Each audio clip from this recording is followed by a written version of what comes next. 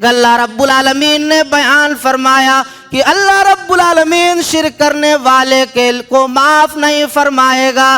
یغفر ما دون ذلک لمن یشاء. پروردگار عالم نے بیان فرمایا اس کے علاوہ جسے چاہے اللہ معاف فرما سکتا ہے. اسی لیے مسلمانوں شرک سے باز آ جاؤ. اللہ نے کہا کہ بخیل بڑا ہی مبغوض ہے، ناپسندیدہ ہے. کیوں؟ کیونکہ وہ اپنے بال بچوں پر بھی بولو نہیں خرچ کرتا ہے. مان لیجئے خرچ ہے گھر کا 5,000 مہینہ، لیکن بیوی کو دیتا ہے 2,000 کی، اسی میں چلاؤ. تو سن لو، ایسے لوگوں بہت ہی ناپسند ہو اللہ تبارک و تعالیٰ کے نزدیک. اور دوسرا وہ آدمی جو دولت ہوتے ہوئے بھی اللہ کے راہ میں خرچ نہیں کرتا ہے، وہ بھی مبغوض ناپسندیدہ ہے. پروردگار عالم جہنمی کو عذاب دینے کے لیے اللہ کرے گا چمڑیوں کو بدل دے گا. یہ جہنمی چیخے گا، چلائے گا، واویلا مچائے گا، لیکن کوئی اس کا پرسان حال نہیں ہوگا. ایمان والو، اسی لیے اس دن سے ڈر جاؤ، اسی دن کی تیاریاں کر لو. اللہ نے ہمیں اسی عذاب جہنم سے ڈرایا. الحمدللہ رب العالمین والصلاة والسلام علی رسولہ الکریم نبینا محمد صلی اللہ علیہ وسلم. اعوذ باللہ من الشیطان الرجیم. بسم اللہ الرحمن الرحیم. والمحصنات من النساء إلا ما ملكت أيمانكم. قیام اللیل میں پڑھے گئے 5ویں پارے کا منتخب آیات کی مختصر تفسیر آپ تمامی احباب کے سامنے پیش خدمت ہے. اللہ تعالیٰ سے اس دعا کے ساتھ کہ اللہ رب العالمین ہمیں صحیح کہنے اور ہم سب کو کتاب و سنت کی پوری باتوں پر پوری طرح سے عمل کی توفیق عطا فرمائے. آمین. کہ اللہ رب العالمین ہم سب کی ساری عبادتوں کو شرف قبولیت بخشے. آمین.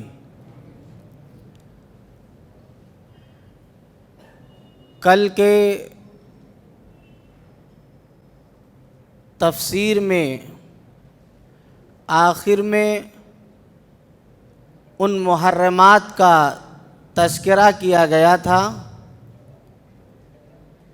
کہ جن سے شادی کرنا اللہ تعالیٰ نے حرام قرار دیا. حرمت علیکم امہاتکم و بناتکم و خالاتکم و عماتکم.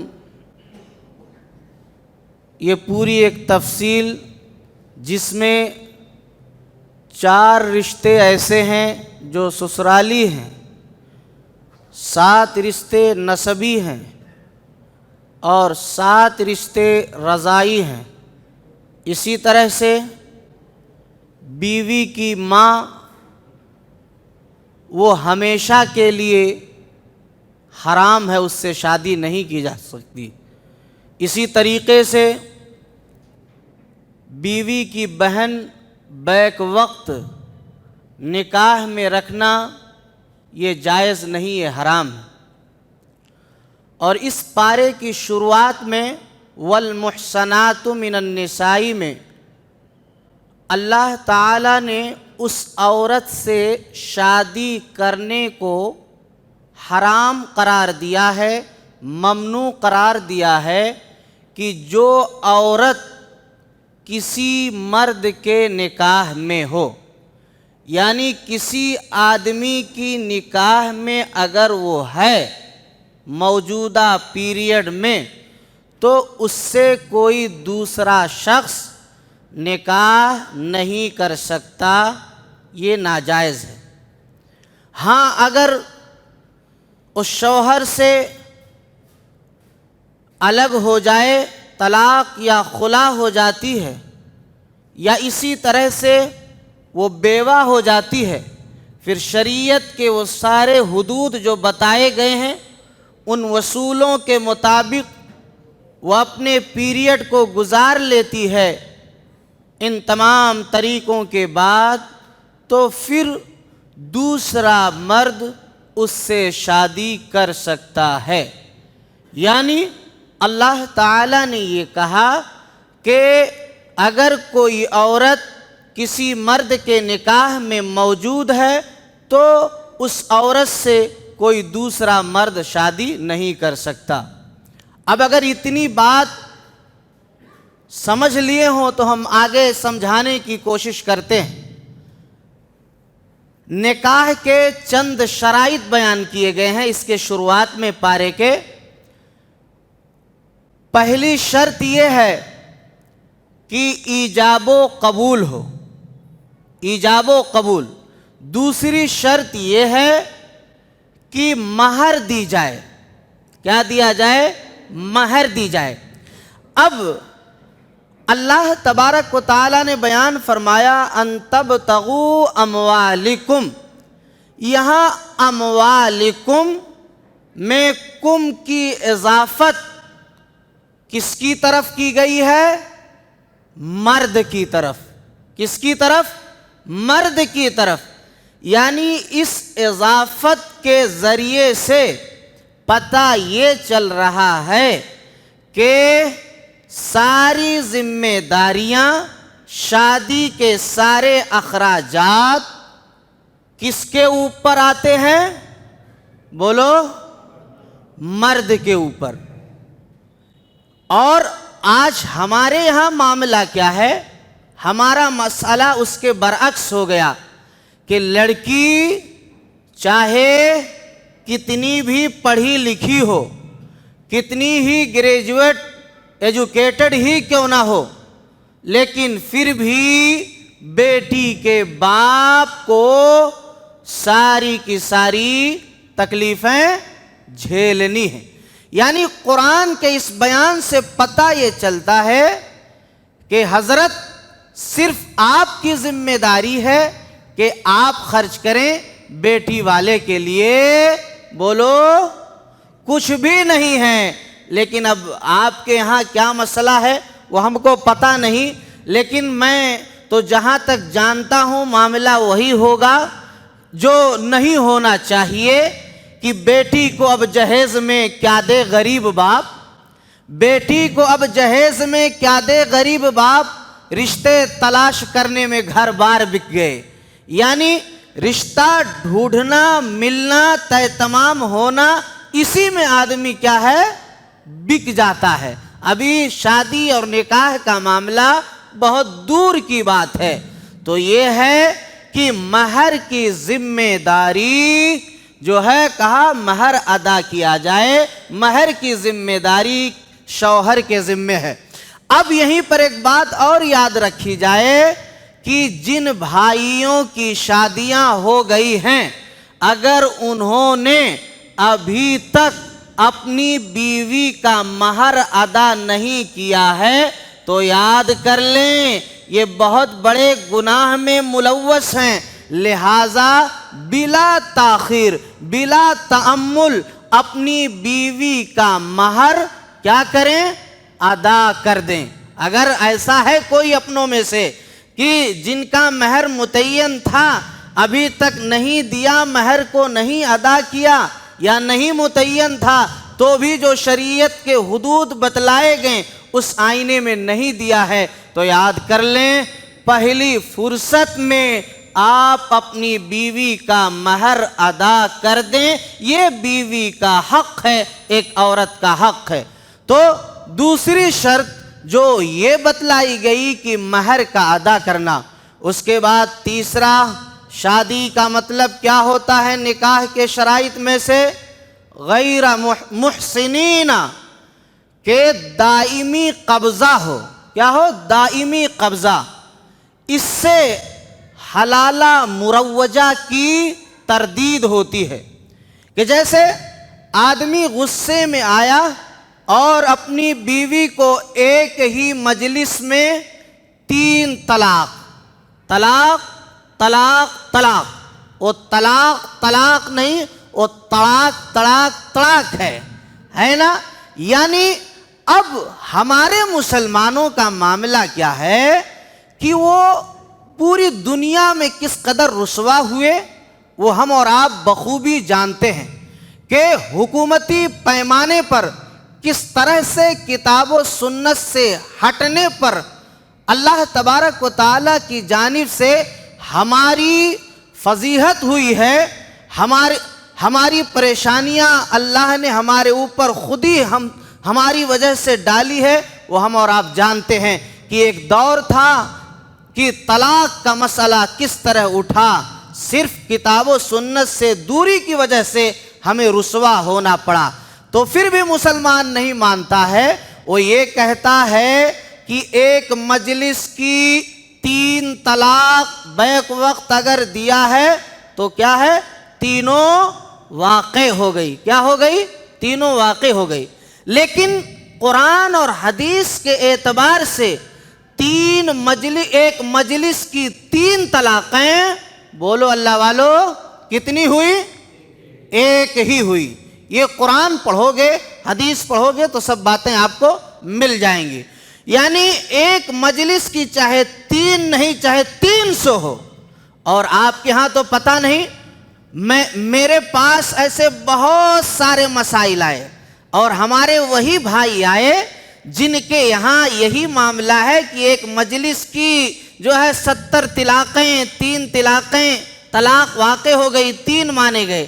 لیکن اب چونکہ میاں بیوی کی محبت اور الفت ہے تو اب ان کے یہاں تو معاملے کا حل نہیں ہے، اب کہاں، اب یہاں اپنے پاس ہے۔ مولوی صاحب آپ کے پاس مسئلے کا حل ہے، ہم کو اپنی بیوی سے بڑی محبت ہے، وہ ادھر رو رہی ہے میں ادھر رو رہا ہوں، اب کیا کروں، حل بتلائیے۔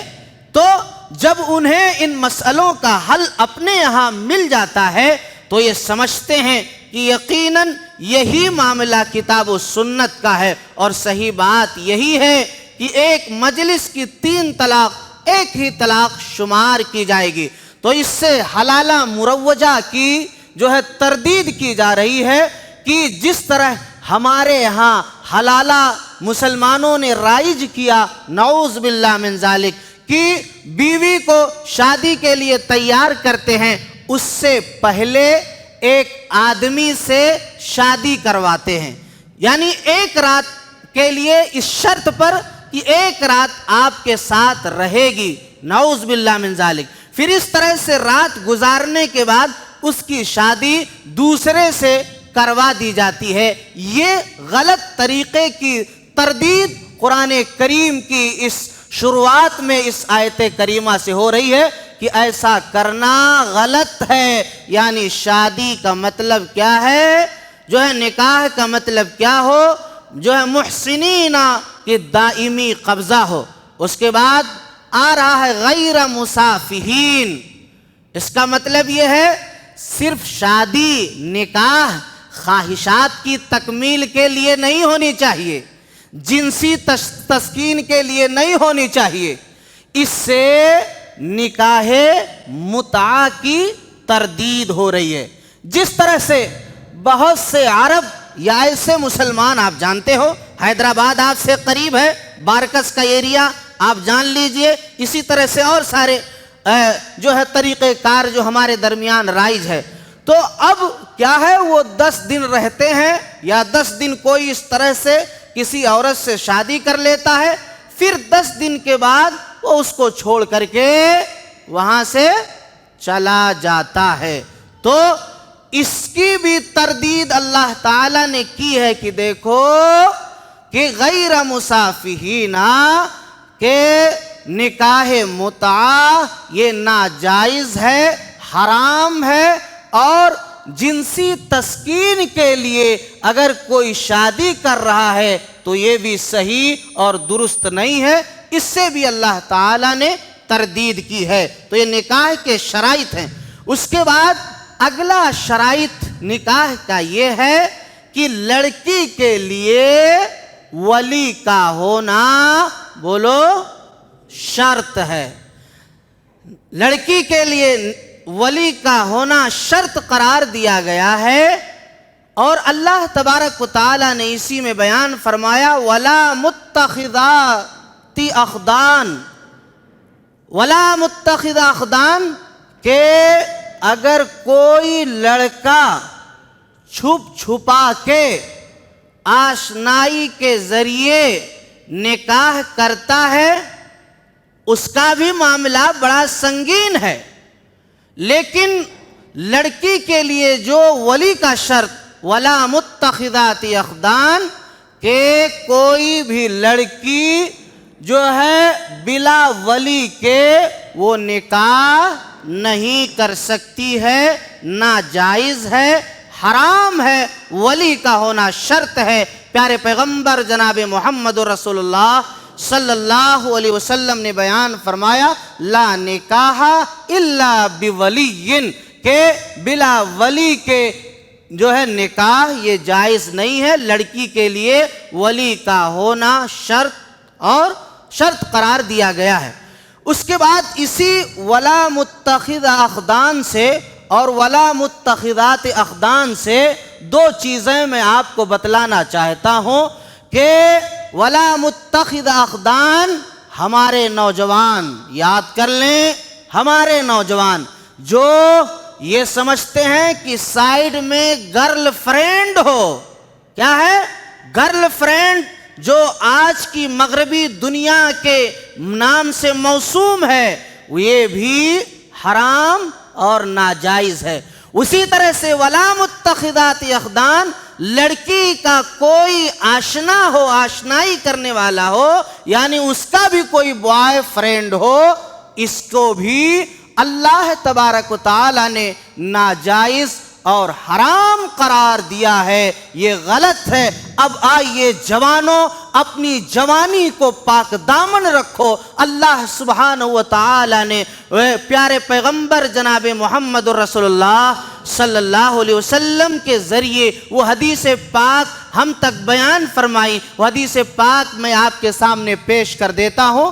عن نبی ہریرہ رضی اللہ تعالی عنہ قال سبعۃ یظلهم اللہ فی ظلہ لا ظل الا ظلہ، امام عادل وشاب نشأ فی عبادۃ اللہ، ورجل قلبه معلق في المساجد، ورجلان تحابا في الله اجتمع عليه وتفرق عليه، ورجل دعته امرأة ذات منصب وجمال إلى نفسها فقال إني أخاف الله، ورجل تصدق بصدقة فأخفاها حتى لا تعلم شماله ما تنفق يمينه۔ اس حدیث پاک کے اندر 7 ایسے لوگوں کا تذکرہ کیا گیا کہ جن کو اللہ رب العالمین قیامت کے دن جب نفسا نفسی کا عالم ہوگا، اللہ اپنے عرش کے سائے میں سایہ عطا فرمائے گا۔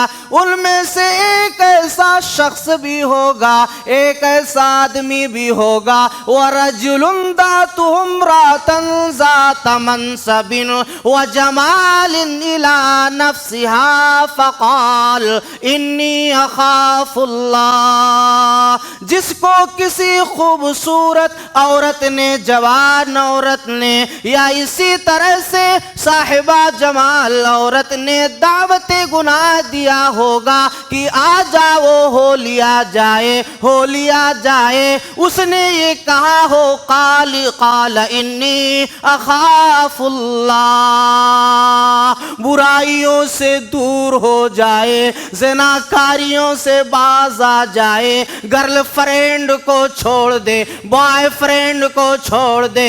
اللہ رب العالمین ایسے شخص کو بھی کیا کرے گا؟ اللہ عرش کے سائے میں سایہ عطا فرمائے گا۔ آؤ اے جوان مسلمانوں بہت ساری مثالیں دی جا سکتی ہیں، تمہیں ان تمام برائیوں سے دور ہونا ہوگا۔ ایک صحابی رسول صلی اللہ علیہ وسلم ہیں، یعنی ان کا زمانے صحابہ سے پہلے زمانے نبوی یعنی آپ پر ایمان لانے سے پہلے ماجرا یہ تھا کہ ان کی جو ہے آشنائی ایک عناق نام عورت سے تھی۔ چنانچہ جب وہ قیدیوں کو چھڑانے کے لیے مکہ جایا کرتے تھے تو رات کی تاریکیوں میں گئے، اور اس کے بعد اس عورت نے اس اپنے آشنا کو، اس صحابی رسول صلی اللہ علیہ وسلم کو دیکھا تو اس نے کہا کہ آ جاؤ ہو لیا جائے، بڑا اچھا موقع ہے۔ صحابی رسول نے کہا میں اللہ سے ڈرتا ہوں، اللہ سے خوف کھاتا ہوں، اب میں ایسا گناہ نہیں کروں گا۔ چنانچہ جو ہے اس عورت نے واویلا مچایا اور وہ بھاگتے ہوئے صحابی رسول واپس آئے اور اپنے ایمان کی حفاظت کی۔ یہ ہیں اللہ والے۔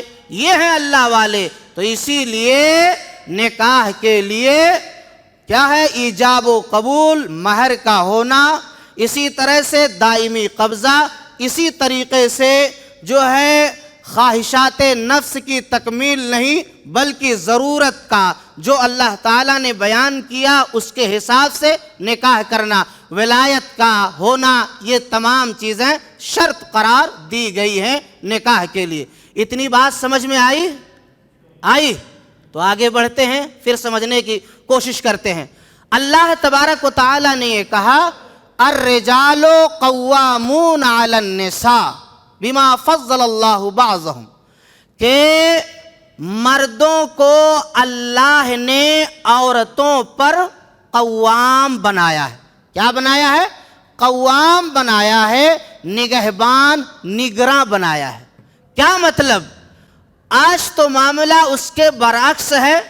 اب یہاں پتہ نہیں جورو کی چلتی ہے کہ لوگاں کی، جورو کی چلتی ہے، گھرما کی جو ہے لوگاں کی، ہے تو آپ ہی بتا سکتے ہیں۔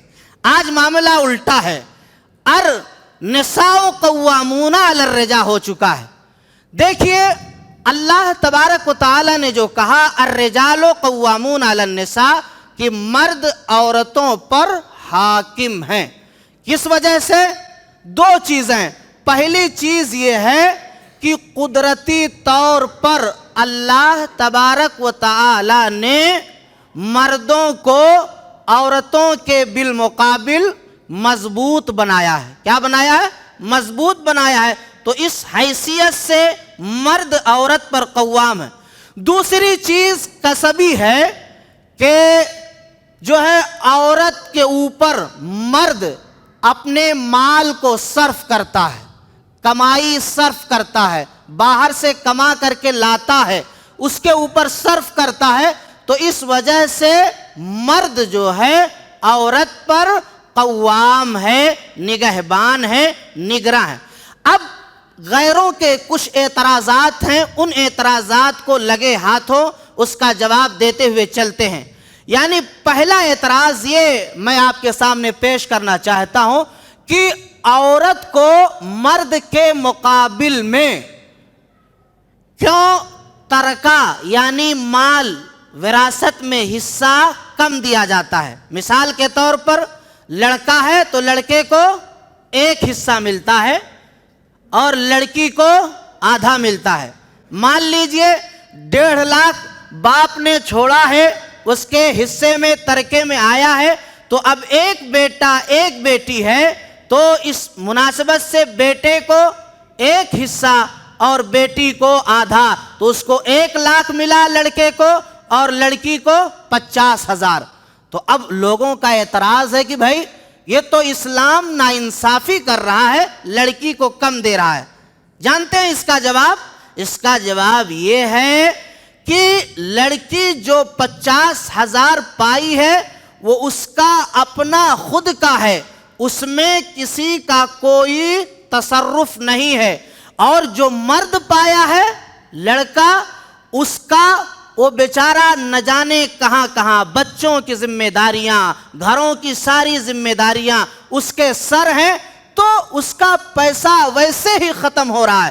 اور اسی طریقے سے جب یہ لڑکی دوسری جگہ جائے گی، شادی اس کی ہو جا رہی ہے، تو جہاں جائے گی تو اس کا شوہر، بولو، اس کا شوہر بھی تو حصہ پائے گا۔ تو پتہ یہ چل رہا ہے کہ مرد ہی غریب ہو رہا ہے، جورو، بولو، امیر ہو رہی ہے۔ ہاں، یعنی الٹے چور کوتوال کے ڈانٹے، یعنی الٹا ہمیں ہی ستایا جا رہا ہے، جبکہ سارا پلڑا کس کا بھاری ہے؟ خواتین کا بھاری ہے، عورتوں کا بھاری ہے۔ تو اس طرح سے ان کے اس اعتراض کا حل ہو گیا۔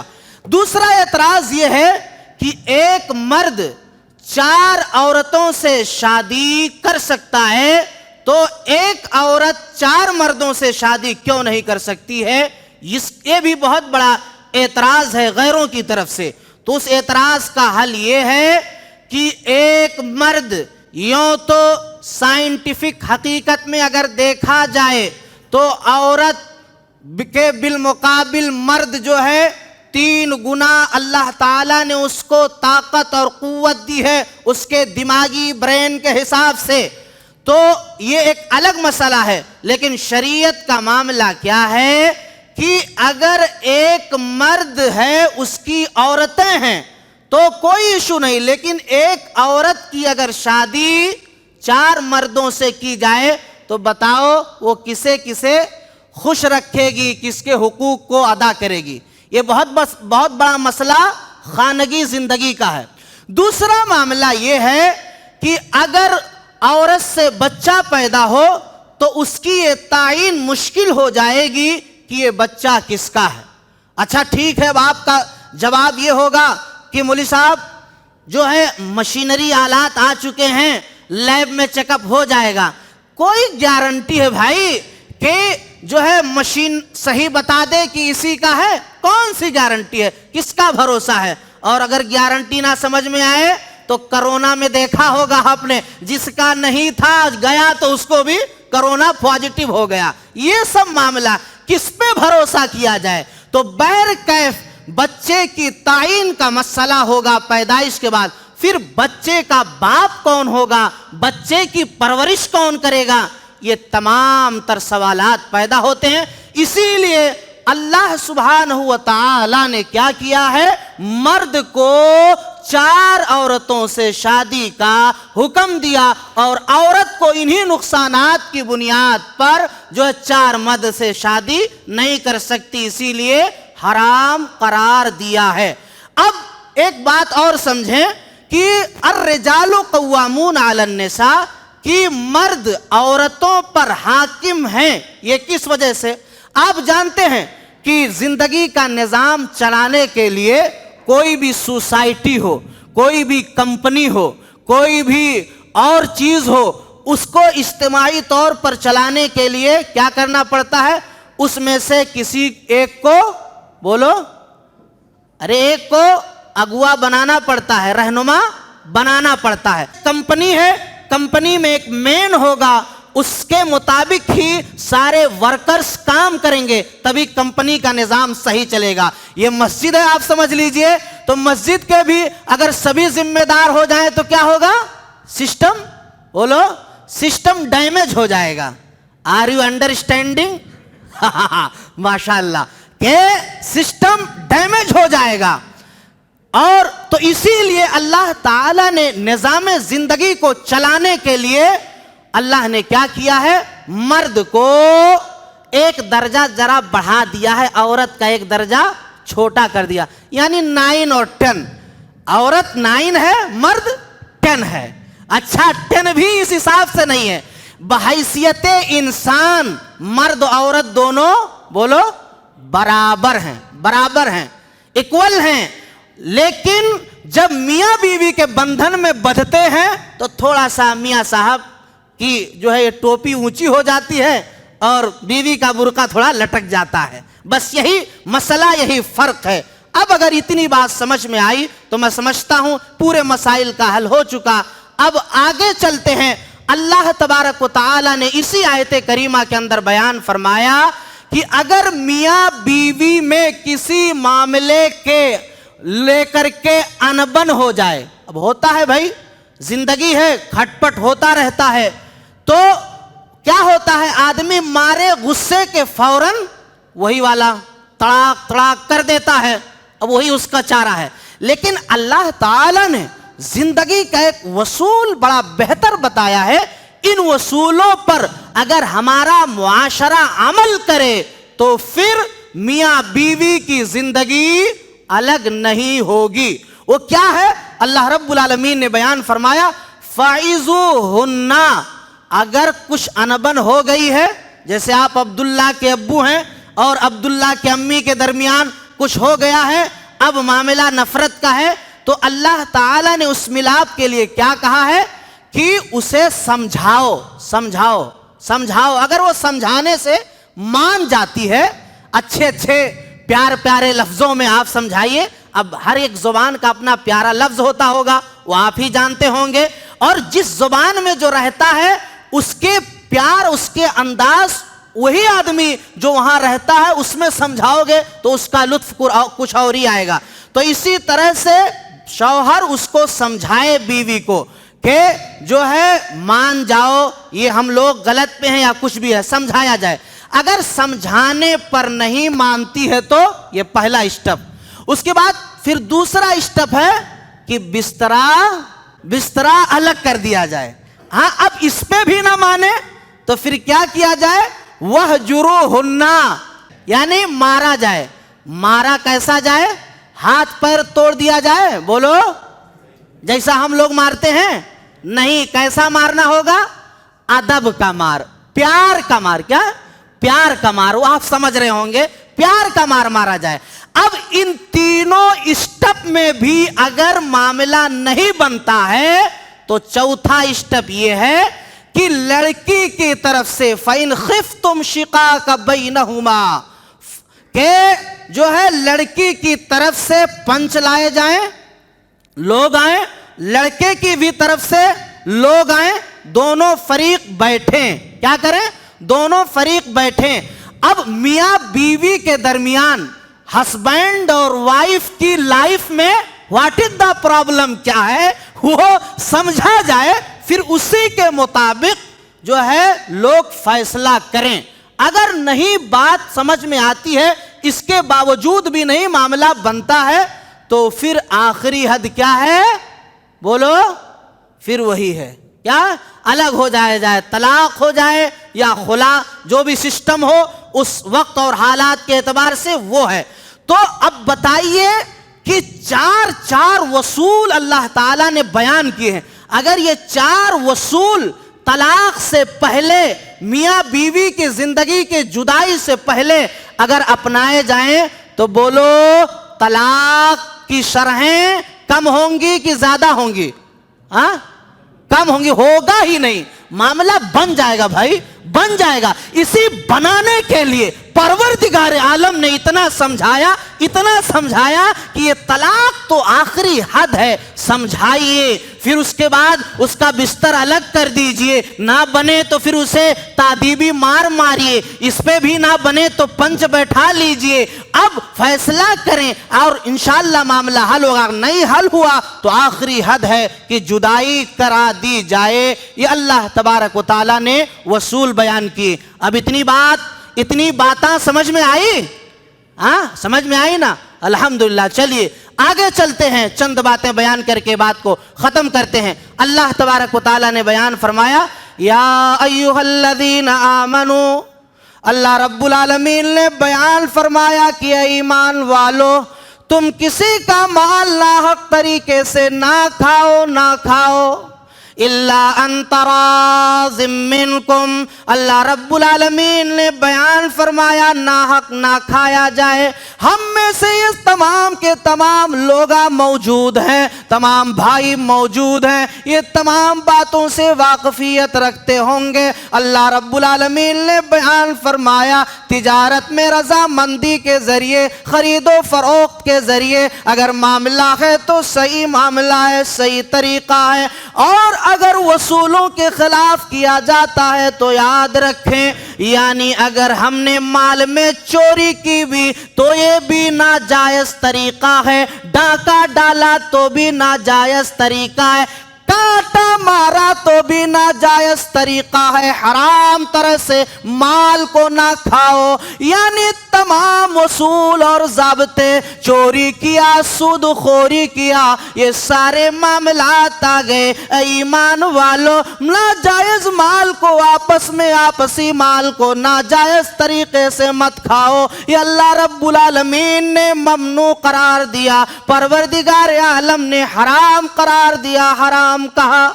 اب آئیے اس کے بعد اللہ تعالی نے بیان کیا، ان اللہ لا یغفر ان یشرک بہ ویغفر ما دون ذلک لمن یشاء۔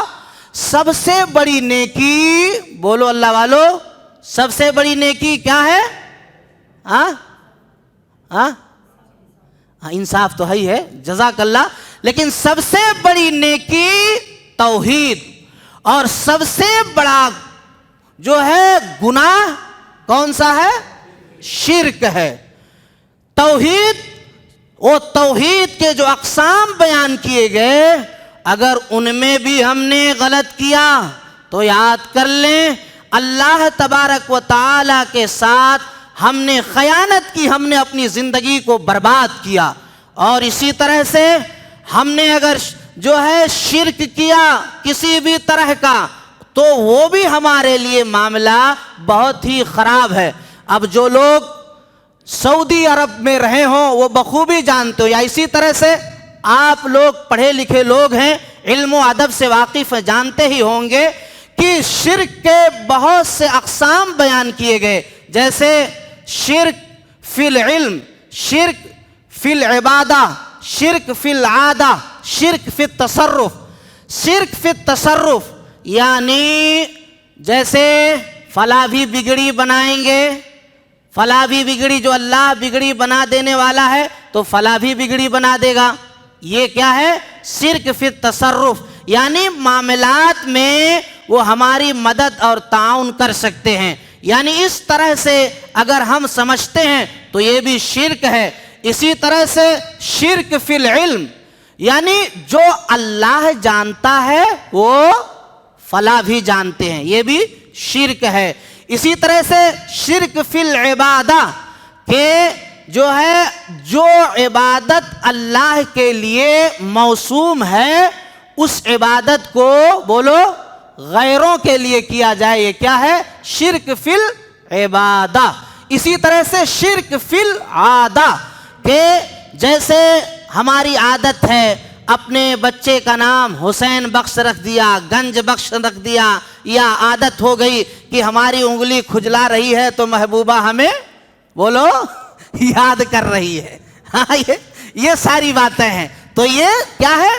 یہ شرک کے اقسام میں سے ہیں، ان چیزوں سے پرہیز کیا جائے۔ اسی لیے اللہ تبارک و تعالی نے بیان فرمایا، ان اللہ لا یشرک ان یغفر۔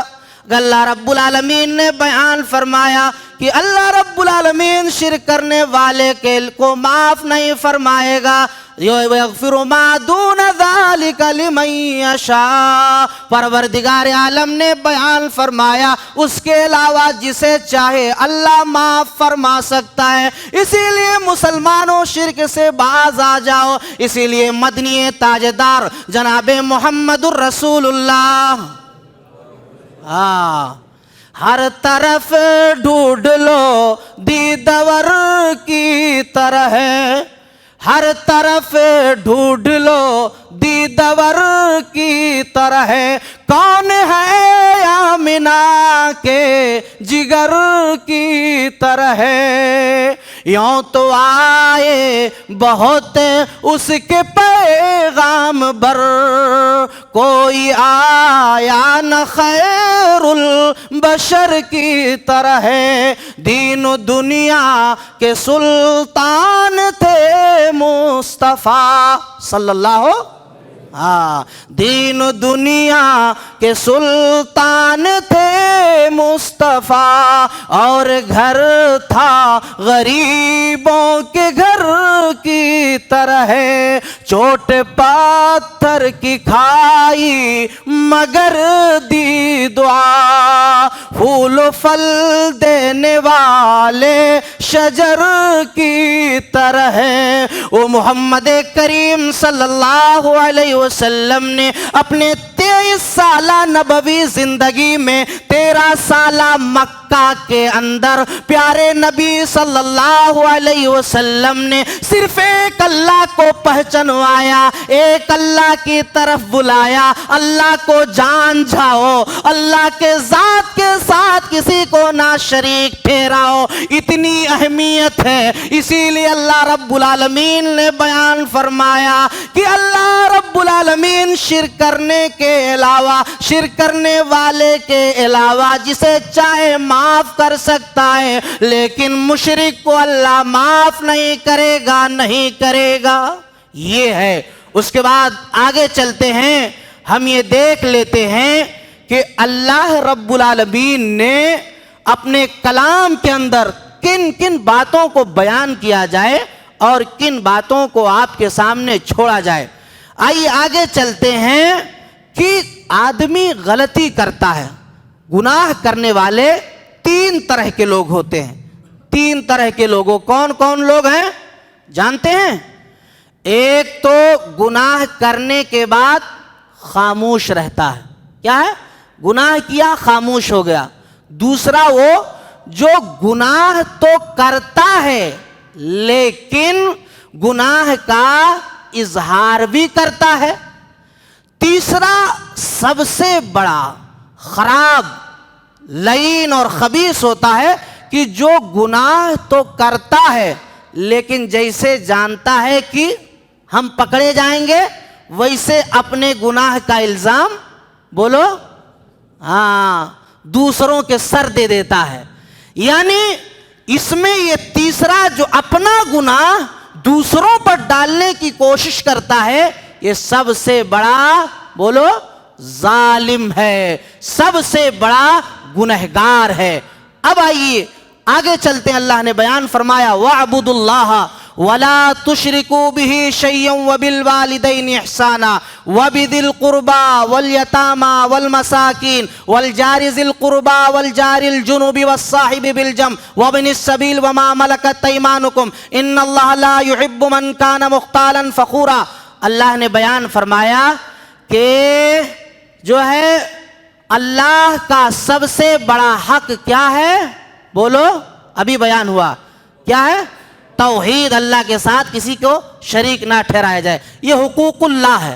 حقوق العباد میں سب سے بڑا حق کس کا ہے؟ ہاں ماشاءاللہ، دیکھیے سبھی جانتے ہیں، اللہ کا کرم ہے۔ تو والدین کا، تو اللہ تعالیٰ نے اپنے حقوق کے معن بعد اماں ابا کے حقوق کا تذکرہ کیا، اور اس اللہ کہہ رہا ہے کہ میرے ساتھ کسی کو شریک نہ ٹھہراؤ، میری بندگی کرو، ماں باپ کے ساتھ بہترین سلوک کرو۔ اس کے بعد اللہ تعالیٰ نے ایثار، ہمدردی کا بہترین طریقہ اللہ رب العالمین نے پیش کیا۔ وہ کیا ہے کہ اگر پڑوسی تمہارا، 3 طرح کے پڑوسی ہوتے ہیں عموماً۔ ایک وہ پڑوسی جو غیر مسلم ہو، ہے نا، تو بھی اس کے ساتھ حسن سلوک کرنا ہے، یہ حسن سلوک کرنا غیر مسلم، ایک حق۔ دوسرا وہ پڑوسی ہے جو مسلمان ہو اور آپ کا پڑوسی اس کے ساتھ بولو، ارے نہیں سمجھ رہے ہیں کیا؟ ہماری باتیں سمجھ میں نہ آیا؟ کہ دوسرا وہ پڑوسی جو مسلمان ہو اور آپ کا پڑوسی ہو تو اس کے لیے 2 حق ہیں۔ تیسرا وہ پڑوسی جو مسلمان ہو، آپ کا پڑوسی ہو، پھر آپ کا رشتہ دار۔ اچھا، رشتہ دار میں کون سی رشتہ لوگوں کو زیادہ سمجھ میں آتی ہے جانتے ہو؟ کون سا رشتہ بتا دو آج، کون سا رشتہ؟ بیگم کا رشتہ بڑا جلدی سمجھ میں آتا، بہن کا رشتہ نہیں سمجھ میں آتا ہے۔ اگر بہن آ جاوے تو ہماری بیگم ناراض ہو جائیں. اور اگر بیگم کی کوئی آوے تو دیکھیے شوہر میاں کا کرنول کی اچھی سے اچھی مٹھائی، اچھے سے اچھا پکوان گھر میں لانے کی کوشش کریں گے. تو یہ ہے کہ اگر آپ کا پڑوسی مسلمان ہے، پڑوسی ہے اور رشتہ دار، تو اس کے 3 حقوق ہیں. اللہ تعالیٰ نے اسی میں بیان فرمایا. اس کے بعد اللہ نے کہا کہ والجار الجنوب والصاحب بالجنب، والصاحب بالجنب، پہلو کا ساتھی. آپ اگر سفر کر رہے ہیں، ٹرین میں ہیں، پلین میں ہیں، یا اسی طرح سے اور کہیں جا رہے ہیں، تو اگر کوئی آپ کا جو ہے ساتھ ہو، چاہے آگے ہو پیچھے ہو، مان لیجیے آپ آدمی ہیں، کوئی عورت ہے بیچاری ضعیف، اس کو سیٹ نہ ملی ہو، آپ اسے سیٹ دے دیں، آپ اس کے لیے کھڑے ہو جائیں. یہ ساری چیزیں، یا کوئی معاملہ پیش آ جائے تو آپ اس کا تعاون کریں، یہ اللہ تعالیٰ نے کہا. اسی طرح سے وما ملکت ایمانکم، جو تمہارے ماتحت ہوں ان کا بھی خیال رکھا جائے. ماتحت میں سب سے پہلے آج کی دنیا میں کون آتی ہے؟ بولو بولو، بیوی، جس کو ہم ہمیشہ ستاتے رہتے ہیں، بیوی. اسی طرح سے آپ کا نوکر، آپ کا ورکر، یا آپ کے ساتھ جو بھی ہو، یہ تمام معاملات آتے ہیں. اسی لیے محمد الرسول اللہ صلی اللہ علیہ وسلم نے بیان فرمایا کہ الصلاۃ الصلاۃ وما ملکت ایمانکم، وما ملکت ایمانکم. مدنی تاجدار نے اپنے انتقال سے پہلے ان الفاظ کو آخری لمحات میں بیان فرمائے. اس کی ویلو، اس کی اہمیت کا اندازہ کیجئے کہ الصلاۃ الصلاۃ وما ملکت ایمانکم. لوگوں، نماز کا خیال رکھنا، اپنے ماتحت لوگوں کا خیال رکھنا. اور آج دیکھیے کتنے لوگ ایسے ہیں جو اپنے ماتحت کا خیال رکھتے ہیں. اگر پوچھا جائے باہر تو شوہر مولی صاحب سے السلام علیکم بہت اچھے سے ملتا جلتا ہے، بڑی مسکراہٹیں رہتی ہے، لیکن گھر میں جیسے پہنچتا ہے، جیسے بیوی سے پوچھو کیسا شوہر ہے تو پتہ چل جائے گا کہ شوہر میاں کیسے. حقیقی پول تو وہی بتا سکتی ہے. اسی لیے آپ صحیح معنوں میں اپنے ماتحت لوگوں کا خیال کریں، یہ اللہ تبارک و تعالیٰ نے بیان فرمایا. اس کے بعد میں آپ کے سامنے یہ رکھنا چاہتا ہوں کہ اللہ نے ایسے لوگوں کے تعلق سے کہا کہ بڑے غلط لوگ ہیں. کون؟ الذین یبخلون ویأمرون الناس بالبخل ویکتمون ما آتاہم اللہ من فضلہ. یعنی وہ آدمی، بخیل آدمی بڑا مبغوض ہے، اللہ کو بڑا ناپسند ہے. یعنی بخیل جو سب کچھ ہونے کے باوجود بھی اپنے بال بچوں کے اوپر خرچ نہ کرتا ہو. کتنا اچھا اسلام ہے. اللہ نے کہا کہ بخیل بڑا ہی مبغوض ہے، ناپسندیدہ ہے. کیوں؟ کیونکہ وہ اپنے بال بچوں پر بھی، بولو، نہیں خرچ کرتا ہے. مان لیجئے خرچ ہے گھر کا 5,000 مہینہ، لیکن بیوی کو دیتا ہے 2,000 کی، اسی میں چلاؤ. تو سن لو، ایسے لوگوں بہت ہی ناپسند ہو اللہ تبارک و تعالیٰ کے نزدیک. اور دوسرا وہ آدمی جو دولت ہوتے ہوئے بھی اللہ کے راہ میں خرچ نہیں کرتا ہے، وہ بھی مبغوض، ناپسندیدہ ہے. اور اسی طرح سے اللہ تبارک و تعالی نے ایسے لوگوں کو مبغوض اور ناپسندیدہ قرار دیا ہے. اسی لیے ان تمام غلط عادتوں سے ہمیں اور آپ کو باز آ جانا چاہیے. اس کے بعد آئیے، بہت ساری باتیں ہیں، ایک دو بات بیان کر کے ختم کرتے ہیں. اللہ تعالیٰ نے بیان فرمایا ان الذین کفروا بآیاتنا سوف نصلیہم نارا کلما نضجت جلودہم بدلناہم جلودا غیرہا لیذوقوا العذاب. اللہ کیا کرے گا؟ جہنم کے اندر جہنمی کو ڈالے گا، اور جہنم کی سزا اتنی سخت ہوگی، ایسا نہیں کہ ابھی ختم ہو جائے، وہ ختم ہونے والی سزا نہیں۔ اللہ نے بیان فرمایا کلما نضجت جلودہم بدلناہم جلودا غیرہا لیذوقوا العذاب، چمڑیاں جل جائیں گی، پھر اللہ چمڑیوں کو پہنا دے گا، پھر اللہ رب العالمین اسی طرح سے عذاب دیتا رہے گا۔ اے مسلمانوں، اے اللہ والو، اتنا بھیانک سزا کا تذکرہ ہے کہ چمڑیاں جلیں گی، پھر چمڑیاں اللہ رب العالمین پہنا دے گا۔ اب یہاں حکمت عملی دیکھیے کہ جو ہے درد عموماً کب ہوتا ہے؟ جو ہے چمڑی کے اوپری حصے میں درد ہوتا ہے، نہیں آپ کو اندازہ ہے؟ کبھی انجیکشن لگوایا ہے آپ نے؟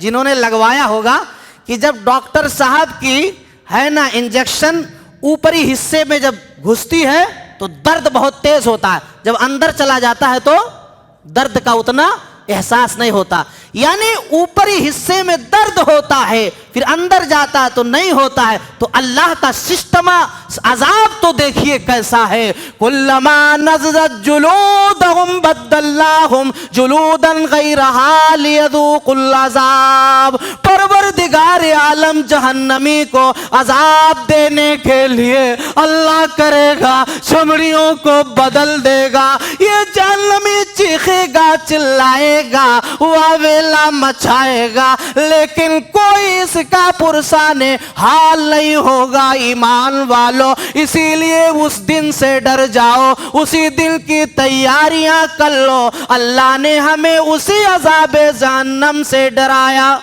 اب آئیے آگے، اللہ تعالیٰ نے یہ بیان فرمایا کہ جب تم کسی ایسی مجلس میں جاؤ کہ جو مجلس میں اللہ اس کے رسول کی خلاف ورزی ہو رہی ہو، تو تم کیا کرو؟ ایسی مجلس کا بائیکاٹ کرو۔ اور اگر آپ خدا نخواستہ لا علمی میں پہنچ گئے ہیں تو پھر آپ کو کیا کرنا ہوگا؟ آپ کلے سے نکل لو۔ وہ آپ کے ہاں تو پتہ نہیں، جو ہے ہر ایک کے ہاں جملے ہوتے ہیں بولنے کے، تو آپ چپکے سے وہاں سے کھسک لو۔ اگر آپ اس میں شامل ہیں تو آپ بھی اس گناہ میں برابر کے شامل ہیں، آپ بھی عذاب کے مرتکب ہوں گے۔ لہٰذا ایسی مجلسوں سے جن میں اللہ اس کے رسول کی نافرمانی ہو، ہمیں اور آپ کو دور رہنا چاہیے، باز آ جانا چاہیے۔ اس کے بعد اللہ تبارک و تعالیٰ نے بیان فرمایا وَمَن يُشَاقِقِ الرَّسُولَ مِن بَعْدِ مَا تَبَيَّنَ لَهُ الْهُدَى وَيَتَّبِعْ غَيْرَ سَبِيلِ الْمُؤْمِنِينَ نُوَلِّهِ مَا تَوَلَّى وَنُصْلِهِ جَهَنَّمَ وَسَاءَتْ مَصِيرًا۔ اللہ نے بڑی جامع بات بیان کی ہے کہ جب اللہ کا فرمان واضح ہو جائے، نبی پاک کا فرمان واضح ہو جائے، سب کچھ جاننے کے بعد بھی اگر آدمی اللہ اس کے رسول کی حکموں کی خلاف ورزی کرے تو اللہ رب العالمین کیا بیان فرما رہا ہے؟ نُوَلِّهِ مَا تَوَلَّى وَنُصْلِهِ جَهَنَّمَ وَسَاءَتْ مَصِيرًا۔ بندہ جس راستے کی طرف چلنا چاہتا ہے، اگر خواجہ کو اپنانا چاہتا ہے اپنا لے، اللہ کا فرمان واضح ہے کہ غلط ہے، پیارے نبی کا فرمان واضح ہے کہ غلط ہے، اگر دنیا والوں کے راستے کو اپنانا چاہتا ہے اپنا لے۔ اللہ نے بیان فرمایا، اللہ رب العالمین نے کہا یَوْحَدَ إِمَّا شَاكِرًا وَإِمَّا كَفُورًا وَهَدَيْنَاهُ النَّجْدَيْنِ۔ اللہ نے دونوں راستے دے دیے اور پھر بندے کو اختیار بھی دے دیا، اما شاکرا و اما کفورا۔ چاہو تو آپ صحیح راستے پر نکل کر کے اپنے آپ کو کامیاب بنا لو، اور نہیں تو پھر آپ غلط راستے پر چل کر کے اپنے آپ کو جہنمی بنا لو۔ اللہ نے یہی بیان فرمایا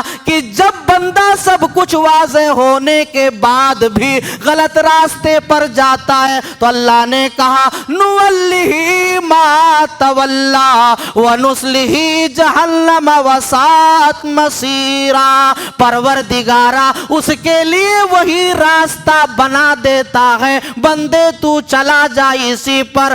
اور اللہ نے کہا کہ یہ غلط راستہ اسے جہنم میں لے جانے والا، اور جہنم بہت ہی برا ٹھکانہ ہے۔ تو اس لیے حق واضح ہونے کے بعد ہمیں غلط راستوں سے بچنا چاہیے، غلط طور طریقوں سے بچنا چاہیے۔ اب آخر میں یہ بیان کرتا ہوں ما یفعل اللہ بعذابکم، اللہ نے کہا کہ اللہ کو کیا پڑی ہے کہ اپنے بندوں کو عذاب دے، اگر وہ شکر گزار ہوں، اگر ہم فرما بردار رہیں تو اللہ ہمیں عذاب نہیں دے گا۔ بہت ساری باتیں تھی جو بیان کرنے کے قابل تھی لیکن وقت اجازت نہیں دیتا۔ اللہ ہمیں صحیح معنوں میں کتاب و سنت کے مطابق عمل کرنے کی پوری توفیق عطا فرما۔ اللہ ہم سب کی ساری حاضری کو قبول فرما کر اللہ جنت الفردوس میں اعلیٰ مقام عطا فرما۔ اے پاک پروردگار عالم، ہم میں سے جو پریشان حال ہیں اللہ سب کی پریشانیوں کو تو دور کر دے مولا۔ اے رب العالمین، اے پاک پروردگار عالم، ہم میں سے جو بیمار ہیں اے اللہ انہیں شفائے کاملہ عاجلہ عطا فرما مولا۔ اے اللہ ہم میں سے جو مقروض ہیں اے اللہ انہیں قرض کی ادائیگی کی توفیق عطا فرما مولا۔ اے اللہ ہم پریشان حال ہیں رزق کے معاملات میں، اے اللہ رب العالمین ہمارے رزق کے لیے ہماری زندگی میں آسانیاں فرما دے مولا۔ اے اللہ ہمیں رزق حلال کی توفیق عطا فرما مولا۔ اے اللہ جو ہمارے آبا و اجداد قبروں میں مدفون ہیں اے اللہ رب العالمین تو جن کا خاتمہ کلمہ توحید پر ہوا اللہ تو ان کے قبروں کو نور سے بھر دے، اللہ تو انہیں کروٹ کروٹ جنت الفردوس میں اعلیٰ مقام عطا فرما۔